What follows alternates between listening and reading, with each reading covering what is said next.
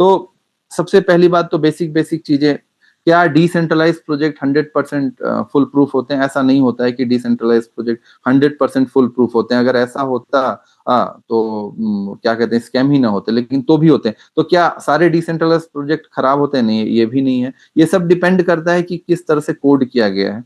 अब अगर हम मान लेते हैं, चलिए आज एक डेटा आप लोग को दिखा रहा हूं मैं। यहाँ पास जो अगर टेक्निकल बैकग्राउंड हैं तो ये आप देखिए, सॉफ्टवेयर डेवलपमेंट के फील्ड में जब कभी भी आप कोई प्रोजेक्ट डेवलप करते हैं तो उसमें गिटहब पे रिपोजिटरी ऐड किया जाता है। मतलब प्रोजेक्ट का डेवलपमेंट कहाँ से कहाँ तक हुआ। इसमें ऐसे ऐसे भी कोड होंगे जो कोड आपको ब्लॉकचेन पे नहीं दिखेंगे। यहाँ पास आपको कोड नहीं दिखेंगे। मतलब फॉर एग्जांपल के लिए आपने यहाँ पास ये कॉपी किया पॉलीगॉन पे, आपने जाके यहाँ पास क्या कहते हैं पेस्ट किया, तो जो डिप्लॉयड कोड है वो आपको दिख रहे होंगे। जैसे कि हम डिप्लॉयड कोड पे चले जाते हैं, कॉन्ट्रैक्ट पे, इसको मैं ओपन करता हूँ, ऑडिट रिपोर्ट भी देख सकते हैं। बर्निंग मैकेनिज्म पे कई बार लोग पूछते हैं, चलिए मैं बर्न वाला कोड दिखा देता हूँ आप लोग को। एक सेकेंड जी। ये देखिए, आप ये कोड देखिए, ये कोड आपका मिंट वाला कोड है यहाँ पे। और इसके बाद ये वाला कोड बर्न मैकेनिज्म वाला कोड है। फंक्शन अंडरस्कोर बर्न, ये एड्रेस कहाँ से बर्न होगा, ये उसकी डेटा टाइप है, मतलब इंटीजर टाइप है कि क्या टाइप है, और कहाँ पास जाएगा, मतलब कहाँ पे हिडन होगा, ये सब चीजें दिखेंगी। जिसके ऊपर अभी डाउ प्रपोजल जो आया था कि बर्निंग का जो वो क्या कहते हैं रेट है वो थोड़ा सा बढ़ाएंगे। जो फोमो वॉलेट में कुछ चीजें आती हैं और बाकी मतलब आपका 1% तक जो बर्न होता है उस रेट को बढ़ाएंगे। तो यहाँ पास जो हमारे पास प्रपोजल आए थे 07, 06, 05, इसमें इसके डिटेल दिए हुए हैं। और अगर आपको ज्यादा अच्छे से देखना है नॉन टेक्निकल वे में, तो आप ओरिजिन के ट्विटर हैंडल, एक्स हैंडल पे जा सकते हैं। वहां पास इन्होंने खुद ही बताया था कि ये प्रपोजल इनका एग्जीक्यूट हो चुका है। और कल इन्होंने डाई वाला प्रपोजल एग्जीक्यूट हुआ और सेकंड जो ऑडिट हुआ वो भी चीजें दिख गई यहाँ पर। ऑडिट रिपोर्ट को भी हम थोड़ी देर में देखते हैं, ओपन कर लेते हैं। खैर, अब जो यहाँ पास आप कोड देख पा रहे हैं, ये वो कोड्स हैं जो डिप्लॉय हुए हैं, जो स्मार्ट कॉन्ट्रैक्ट डिप्लॉय हुए हैं। और ऐसे बहुत सारे स्मार्ट कॉन्ट्रैक्ट हैं जो अभी डिप्लॉय नहीं हुए हैं। लेकिन डिप्लॉयमेंट से पहले प्रोजेक्ट का डेवलपमेंट कैसा हुआ, अगर एज अ टेक्निकल देखना चाहें तो आप रिपोजिटरी में जाते हैं गिटहब के, और ये ओरिजिन का ऑफिशियल है। यहाँ पास अगर मैं ओरिजिन कोर को ओपन करता हूँ, देखिएगा आपके सामने डेटा। तो यहाँ पास ERC-20 का मतलब होता है इथीरियम पे बेस्ड क्या कहते हैं आपका स्मार्ट कॉन्ट्रैक्ट डेवलप किया है। क्योंकि हम सभी बोलते हैं पॉलीगॉन पे डेवलप है, तो पॉलीगॉन एक्चुअली में इथीरियम का लेयर 2 है, साइड चेन जिसको हम बोलते हैं, क्योंकि वो ट्रांजेक्शन को काफी फास्ट करता है। लेकिन एक्चुअली पॉलीगॉन भी तो इथीरियम पे ही डेवलप्ड है, और ये एक ईवीएम है, इथीरियम वर्चुअल मशीन जिसको हम बोलते हैं। थोड़ा सा टेक्निकल है ये, जिसमें क्या कहते हैं इथीरियम के कंपैटिबल कोड रन हो जाएंगे। तो LGNS टेक्निकली डेवलप हुआ है आपका डायरेक्ट वे में पॉलीगॉन के ऊपर। लेकिन अगर हम इसको क्या कहते हैं थोड़ा सा मिडिल को हटाते हैं, मिडिल मैन को, मतलब कि पॉलीगॉन को, तो एक्चुअली में ये भी इथीरियम के ऊपर डेवलप हुआ है। तो इथीरियम का फ्यूचर लंबा है। तो आप ये भी समझ सकते हैं कि इथीरियम के ऊपर डेवलप प्रोजेक्ट है, तो प्रोजेक्ट में कुछ बात तो होगी। आगे बढ़ते हैं हम लोग। यहाँ पास आपको ये एक कोड दिखेगा ट्रेजरी का, जो हम बार बार ट्रेजरी ट्रेजरी बोलते हैं, ये भी आप लोगों को दिखा सकते हैं। ये है ट्रेजरी का कोड। अब इसमें मैकेनिज्म दिया हुआ है कि एक्चुअली में ट्रेजरी किस तरीके से फंड को मैनेज करती है, चाहे वो टरबाइन का मैकेनिज्म हो चाहे वो बाकी डिस्ट्रीब्यूशन हो, चाहे बॉन्ड का मैकेनिज्म हो, चाहे बाकी चीजें हैं। यहां से आपको एक्चुअल डेटा दिखेगी। आप इन सब चीजों को जब आप क्या कहते हैं थोड़ा गहराई से अध्ययन करते हैं, और आजकल तो एक से एक AI के टूल हैं, तब आपको विजन समझ आता है किसी प्रोजेक्ट का। अभी मैं आगे और आऊंगा। ये मैंने आप लोग को लिंक दिखाया कि ओरिजिन ने इस चीज को भी ओपन सोर्स करके रखा हुआ है, ऐसा कुछ हिडन नहीं है। आगे बढ़ते हैं हम लोग यहाँ पास। तो ये जो कोड मैं आपको दिखा रहा था, ये बर्निंग का कोड था, जो प्रपोजल आने के बाद बर्निंग मैकेनिज्म फास्ट हुए हैं। तो और जो बाकी चीजें मैंने आपको दिखाया कि उसके रिपोजिटरी के थ्रू देख सकते हैं। अब हम अगर सर्टिक के रिपोर्ट को देखते हैं, क्योंकि यहाँ पास ऑडिट रिपोर्ट है। एक मिनट।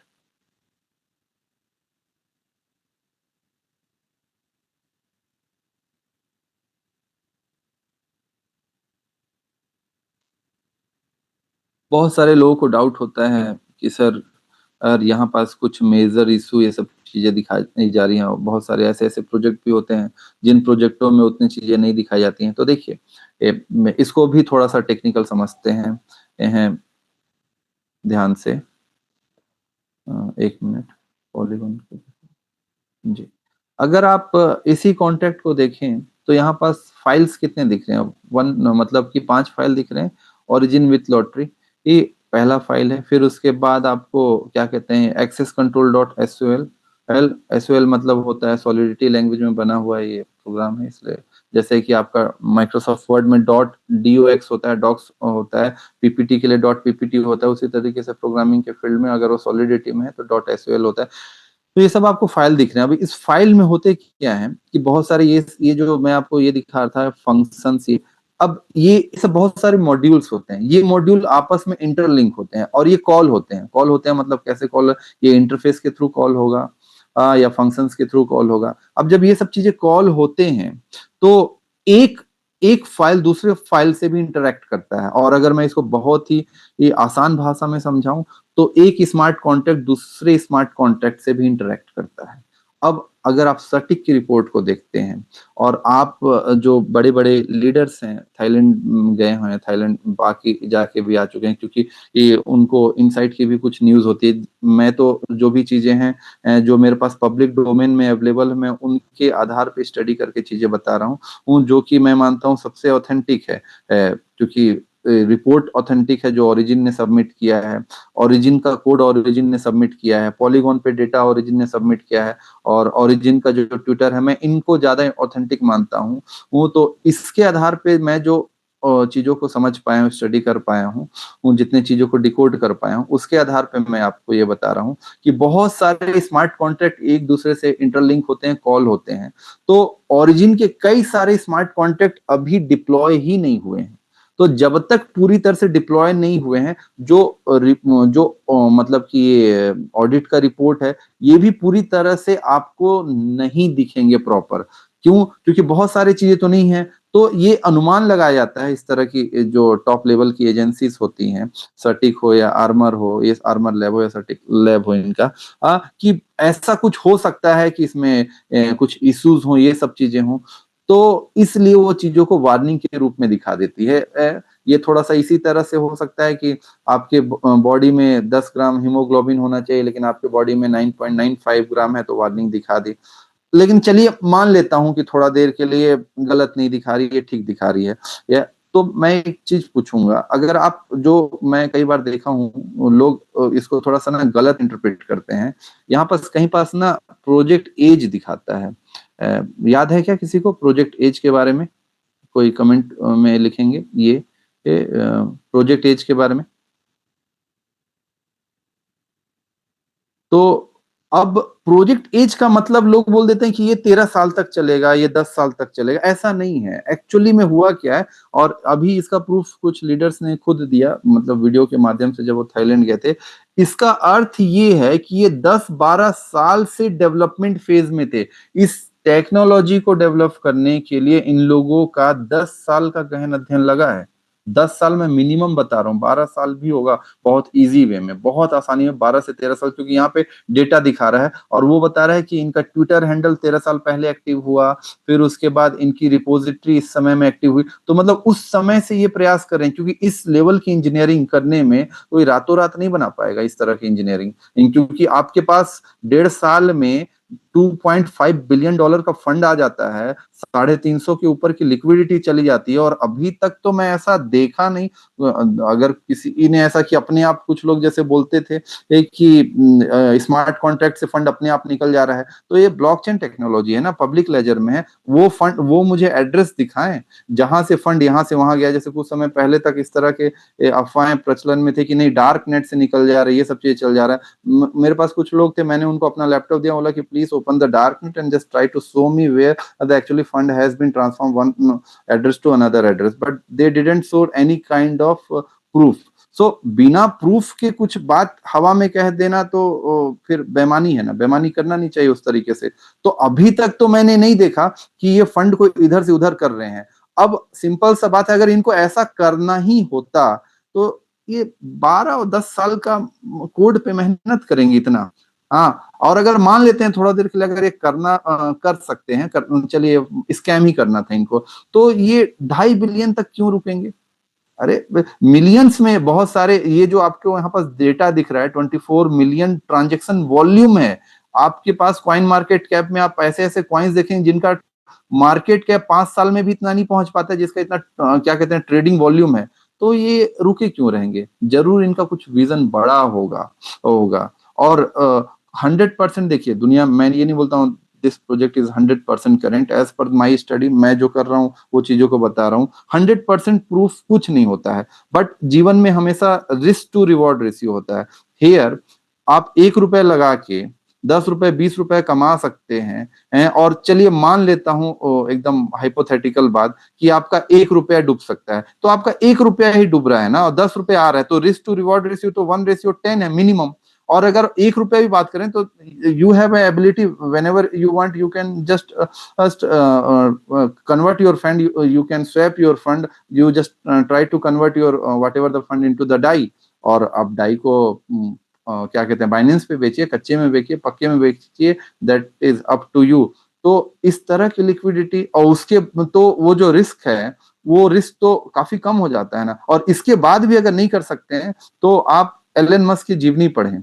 जब उसने कंपनी बनाई, आपका क्या कहते हैं स्पेस एक्स, जब वो बनाने का बाद, टेस्ला तो चलिए कर रहा था, तो किराए के मकान है, बाकी उसने एसेट बेच दिया और एकदम जीरो से स्टार्ट किया। बोले कि उसके पास कुछ फंड नहीं था, बोला कि नहीं मैं इस तरह की चीज डेवलप करूंगा, मतलब 100% उस व्यक्ति ने रिस्क लिया। और आज स्पेस एक्स इस तरह की ये क्या कहते हैं टेक्नोलॉजी है, रॉकेट टेक्नोलॉजी, जिसका सही में बात कहा जाए तो ना तो नासा के पास प्रॉपर आंसर है, ना तो अभी इसरो के पास प्रॉपर आंसर है। We are collaborating with these 3 space agencies, NASA, ISRO and क्या कहते हैं स्पेस एक्स। और न्यूरालिंक भी डेवलप कर रहा है, न्यूरालिंक भी अभी तक किसी के पास नहीं है। तो जीवन में अगर आप रिस्क नहीं ले पा रहे हैं, कैलकुलेटेड रिस्क लीजिए, ब्लाइंड रिस्क मत लीजिए। और कैलकुलेटेड रिस्क कितना हो सकता है? आप 100 रुपया कमाते हैं तो 100 रुपया में आप चलिए 20 रुपए का रिस्क लीजिए, 30 रुपए का रिस्क ले, 70-80 रुपए आप बचा के रखिए अपने सर्वाइवल के लिए, अपने परिवार के लिए, कि अगर एक बात है कि अगर डूब भी गया तो चलिए आपके पास 70 रुपए 60 रुपए सर्वाइवल के लिए है। और लेकिन अगर आपका बन गया तो आपका 10 रुपए 20 रुपए का जो आप रिस्क है, अगर आप सही तरह से स्टडी से लेते हैं तो 20 रुपए तो 200 रुपए बन रहा है यहाँ पास। तो risk is directly related to reward, this is the basic fundamental of any market. अब वो चाहे क्रिप्टो हो चाहे स्टॉक मार्केट हो, अलग अलग जगह अलग अलग चीजें हैं। आगे बढ़ते हैं, यहाँ तक चीजें समझ आ रही है? मैं ज्यादा फास्ट तो नहीं हो रहा हूँ, ज्यादा टेक्निकल तो नहीं हो रहा हूँ, थोड़ा बता देंगे तो मैं आगे बढ़ूंगा। एक्चुअली आज लोगों को समझ में आ रहा है कि मनी गेन प्लान क्या होते हैं और ओरिजिन क्या है। मैं बहुत थैंकफुल हूँ शशि भाई कि आप लोगों को बता पा रहे हैं कि इसका बेस क्या है, इसका बेसिक क्या है, और हमारे लोग कहाँ स्टैंड कर रहे हैं, क्या अपॉर्चुनिटी उनके पास में है। Thank you very much, please continue. जी, तो आगे बढ़ते हैं। अब इधर उधर की हम बातें करते हैं। आप अगर खुद इसके ओरिजिन के, आप क्या कहते हैं, होम पेज पे जाएं। चलिए होम पेज पे ही आज हम जाते हैं। होम पेज के ये सब डेटा आप पढ़ते हैं, कभी इसको डीप में स्टडी करने का प्रयास करिएगा। आप यहाँ पास कुछ चीजें, आपको 1 मिनट में दिखा रहा हूँ, यहाँ पास चीजें देखिए, एक थोड़ा सा विजन है। देखिए यहाँ पास based on the GK sync, अब इस जीके सिंक एक नई तरह की कॉन्सेप्ट होती है, जीरो नॉलेज प्रूफ, ये ब्लॉकचेन का कॉन्सेप्ट है। ये जो बोल रहे हैं जीके, मतलब हमारे पास rank is a crypto proof technology that can hide important blockchain transaction data and ensure that sensitive information such as sender, receiver, amount, etc. In transaction will not be publicly exposed. Suppose अभी जैसे कि मान लेते हैं कि एक थोड़ा hypothetical बात कर रहा हूँ, लेकिन चलिए अब तो ये है कि इंडिया और रसिया अभी एक मान लेते हैं S-500 की डील करने जा रहे हैं। और उसमें जो फंड का प्रॉब्लम हो रहा है, क्योंकि डॉलर ही बेसिकली इंटरनेशनल करेंसी है।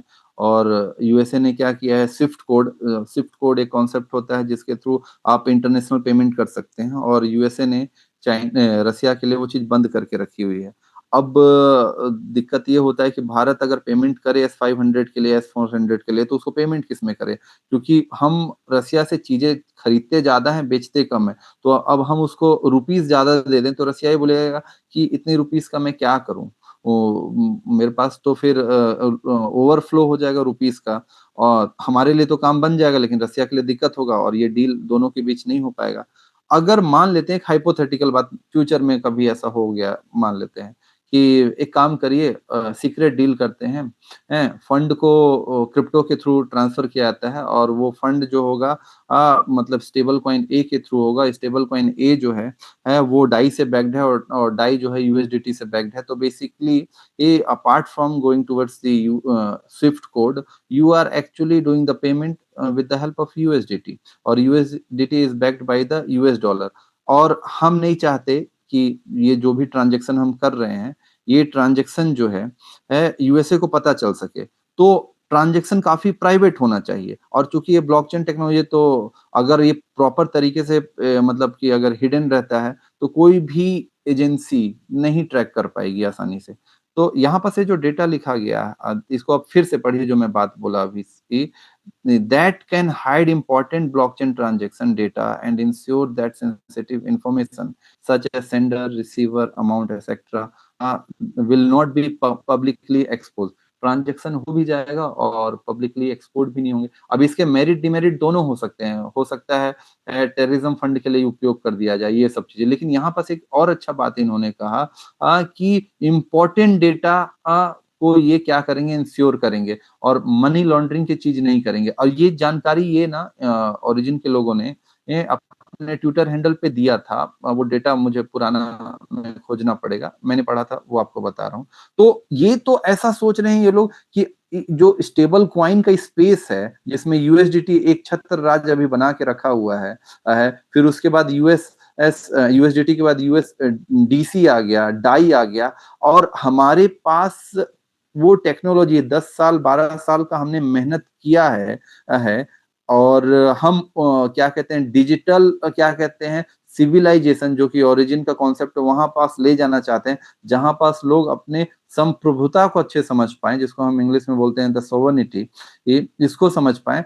तो इन जो इस तरह की चीजें लिख रहे हैं, अगर इन लोग को स्कैम ही करना होता तो इतनी चीजों को करने की क्या हो सकती थी। थिंक लॉजिकली, मैं सोचता हूँ, मैं गलत हो सकता हूँ, चीजें हो जाती हैं, लेकिन इतना फिर मेहनत करने की क्या हो सकता है, क्योंकि डेवलपर्स जो होंगे, इनको सारी आईडीज तो डेवलपर्स के नीचे लगे होंगे, और पर ट्रांजैक्शन पे उनको 0.9 का जा रहा होगा, मतलब डेवलपर्स तो पर डे 10 से 20 करोड़ रुपए कमा रहे होंगे, तो क्या जरूरत था उनको। मतलब मैं जो समझ पा रहा हूँ, स्कैम करने से बेटर अगर ये प्रोजेक्ट को आगे ले जाते रहे तो इनको ज्यादा फायदा होगा।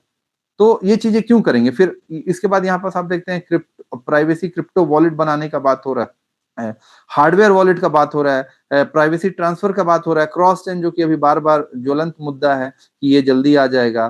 फिर एक्सचेंज का बात हो रहा है, जो कि अभी क्विकसेप पे डिप्लॉयड है, स्टेबल कॉइन ए पे तो काम हो ही रहा है। Privacy smart contract, privacy token, ZK sync 20, GRC 20 जिसको हम बोल रहे हैं, मतलब इतना मेहनत करने की क्या हो सकता है इनको, अगर ये यही सब चीज स्कैम ही करना होगा।